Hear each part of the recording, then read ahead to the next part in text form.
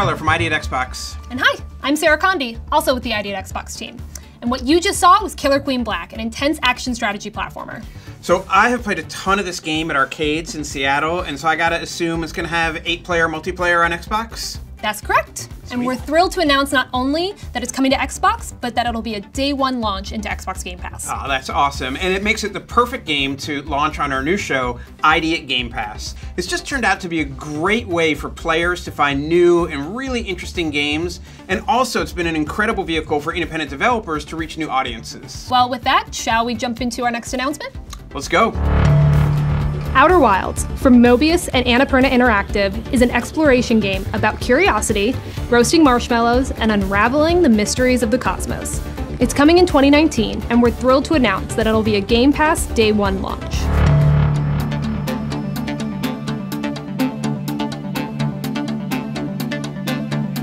Outer Wilds, we often call it an open world mystery. It's very much kind of an adventure game. There's no crafting because you die every 22 minutes and go back in time. So the only thing that you take with you from loop to loop is your knowledge of what you found and what you've discovered. It's very much a game of space archaeology and putting together clues about what's going on in this world, what's happening, putting the story together kind of for yourself as you explore. We try very hard to make players curious and then give them the tools to explore and sate their own curiosity.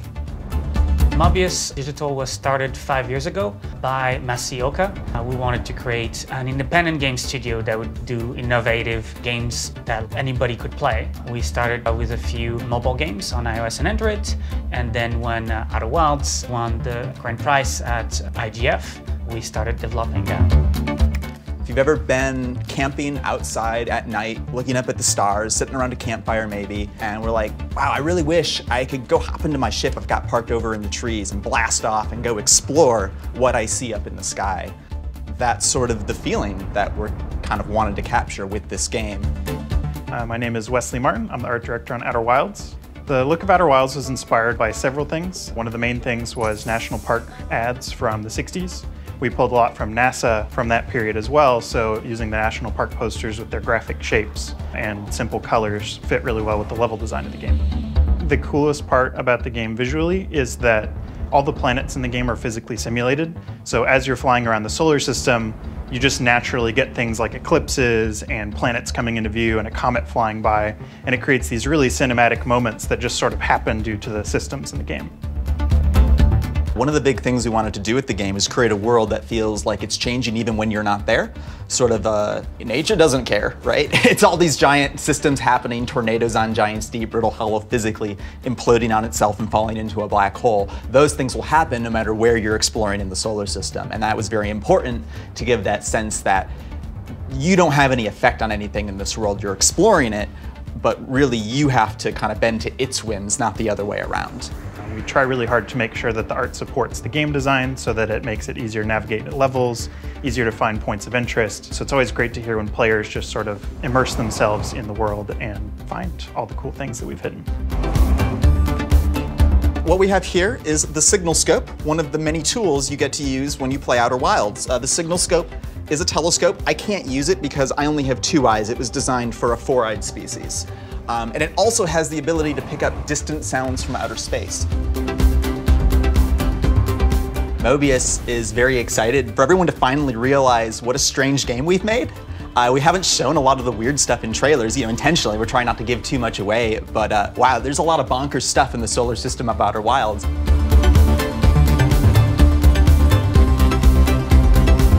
Thanks for watching. We hope you check out Outer Wilds, available on Xbox One and Game Pass.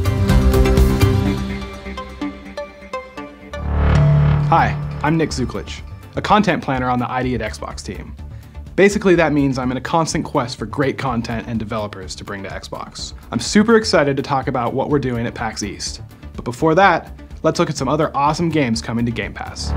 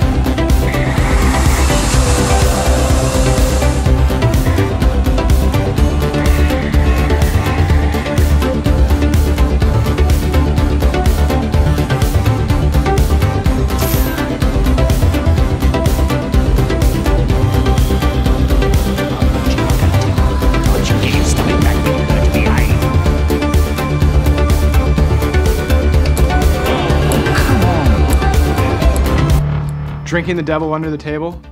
Goats screaming in shopping carts? Cats, photography, dungeon crawling? What a time to be alive. And guess how many of these games will be playable at PAX East? All of them. They will all be Game Pass Day 1 launches and all playable at PAX East. Make sure to come by the Xbox booth and check them out. You can enter to win one of 4 custom designed consoles we made for these great games. Be sure to retweet the Xbox Game Pass sweepstakes post. Lastly, we'll be giving out custom pins for all the games we'll be showing at PAX East. And yes, they're hard enamel for you pin enthusiasts. Oh, and speaking of After Party, we were able to sit down with Night School Studios to chat about the game.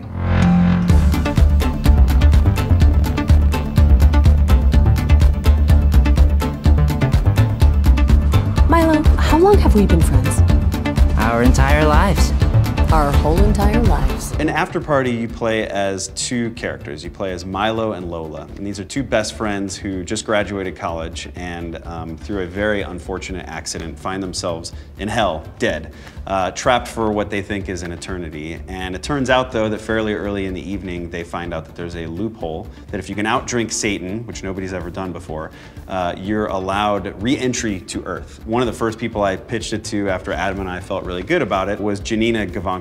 And Janina, as I was talking to her, I was like, maybe you'll want to do a bit part in the game or something sort of on the side. And she's like, I need to play Lola. You've got to give me Lola. And as soon as she read just a little bit more of how dry and what a talker Lola was, Janina, jumped all over it. Milo is played by a hilarious actor named Koi Dao, who we also know through the studio just because he is another USC alumni, like about half of our studio. The chemistry between Koi and Janina has been great because they're both quite similar to the actual characters they play. Sorry, this is Lola. I'm Milo. Didn't we have the same advanced frisbee class in... Yeah, no, I remember. He's the one who had his wisdom teeth removed and then threw up all over the admissions director. Well, it was nice catching up. Have a good summer. See ya. At Night School, it's just always important for us when we're starting a game to try and take something narratively that is relatable for players and then tweaking that as much as possible. Hey, Billy? Can we maybe... how about we change the music up? I can't actually. They only made 1 song for the DJ. What does that mean? I mean, yeah, sure thing. Just after this one's done. The big theme of the game is what is a friend and what is a friend to you? Is it someone who is always going to agree with you? Is it someone who is going to be there for you? Is it someone who is going to challenge you? And kind of where you get your friends and how you keep them and what friends drift away. And the game kind of, as it evolved, became kind of an exploration of both how to be a good friend and how to define that, and also what friendship really means to the human soul. Okay, I know that could have gone better. College was a non-stop, inescapable popularity contest where the winners rule over an imaginary world. You think anyone in society is gonna care what they called you in college? What's gonna be etched on your metallic space crypt will be what you did in the actual real world. And the real world starts right now. In our game, the drinking is really about role-playing and allowing you to tailor your dialogue choices based on the moment. So if you want to be flirty as you enter a certain bar, go get that flirty drink. If you want to be more aggressive, do that. If you want to get more specific and speak with a pirate accent and actually only talk like a pirate, go ahead and do that. And so every bar and after party is really set up in a way to give the player all of these tools, and each bar has different drinks inside of it too. So ideally, not only are you thinking about what I want to say and how I interact appropriately inside of each of these scenarios, but also just how do I want to behave and how do I want to be perceived by these other characters. So drinking was probably the biggest design push that we made into the dialogue system. On top of that, though, After Party has a variety of activities that coexist with the dialogue system. I cannot believe this.